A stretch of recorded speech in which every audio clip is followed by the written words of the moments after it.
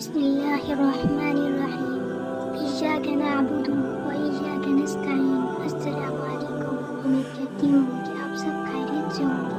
حضور پاک صلی اللہ تعالیٰ علیہ وآلہ وسلم نے ارشاد فرمایا، جو مجھ پر ایک مرتبہ درود شریف پڑھتا ہے اللہ تعالیٰ اس کے لیے ایک قرات اجر لکھتا ہے، اور قرات بہت پہاڑ جتنا ہے۔ آج میں آپ کو سورہ اخلاص کے 7 فضائل بتاؤں گی۔ حضرت سیدنا ابو دردہ رضی اللہ تعالیٰ عنہ سے مروی ہے کہ حضور پاک صلی اللہ تعالیٰ علیہ وسلم نے ارشاد فرمایا، تم میں سے کوئی شخص رات میں تہائی قرآن کیوں نہیں پڑھتا؟ صحابہ کرام رضی اللہ تعالیٰ عنہ نے عرض کیا، وہ شخص تہائی قرآن کیسے پڑھ سکتا ہے؟ ارشاد فرمایا، قل هو اللہ احد تہائی قرآن کے برابر ہے۔ سبحان اللہ۔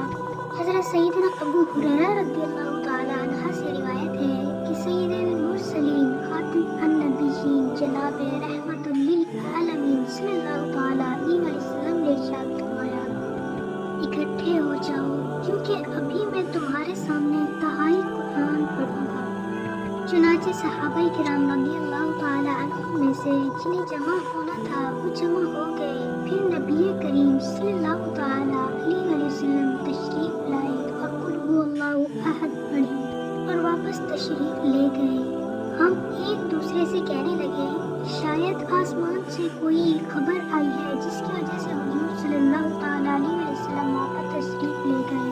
جب آپ صلی اللہ تعالیٰ علیہ وسلم دوبارہ تشریف لائے تو فرمایا، میں نے تمہارے سامنے تہائی قرآن پاک پڑھنے کا کہا تھا تو سن لو، یہی سورت تہائی قرآن کے برابر ہے۔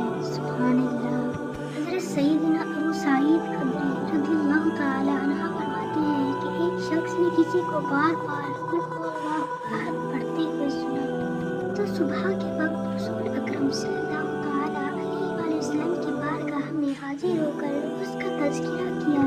وہ صاحب گویا اسے کم سمجھ رہے تھے تو رسول اکرم صلی اللہ تعالیٰ علیہ وآلہ وسلم نے فرمایا، اس ذات کی قسم جس کے دست قدرت میں میری جان ہے، یہ سورت تنہائی قرآن کے برابر ہے۔ پھر سیدنا معاذ بن انس جہنی رضی اللہ تعالیٰ عنہ سے روایت ہے کہ اللہ عز و جل کے محبوب تنائے ہوئے منزا عن العیوب صلی اللہ تعالیٰ علیہ وآلہ وسلم نے ارشاد فرمایا، جو شخص 10 مرتبہ قل هو اللہ احد پڑھے گا، اللہ عز و جل اس کے لیے جنت میں ایک محل بنائے گا۔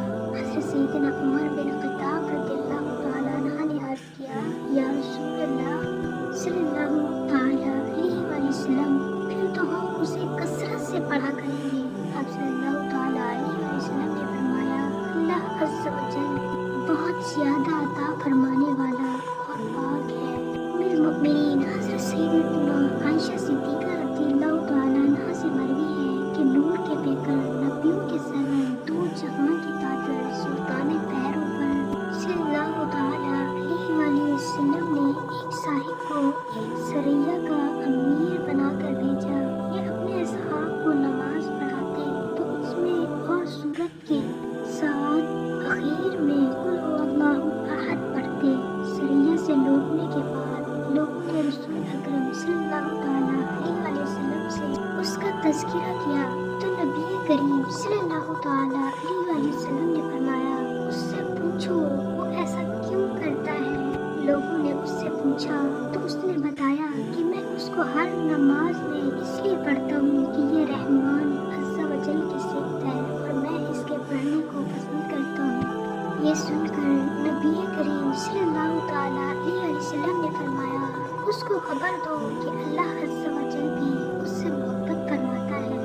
خاتم النبیین رحمت للعالمین محبوب رب العالمین جناب صادق امین صلی اللہ تعالیٰ علیہ وسلم کے ساتھ کہیں جا رہا تھا۔ صلی اللہ تعالیٰ علیہ وسلم نے کسی شخص کو سورہ اخلاص پڑھتے ہوئے سنا تو آپ صلی اللہ تعالیٰ علیہ وسلم نے ارشاد فرمایا، واجب ہو گئی۔ میں نے عرض کیا، یا رسول اللہ صلی اللہ تعالیٰ علیہ وسلم کیا چیز واجب ہو گئی؟ فرمایا، جنت واجب ہو گئی۔ سیدنا انس رضی اللہ تعالیٰ عنہ سے روایت ہے کہ تاجدار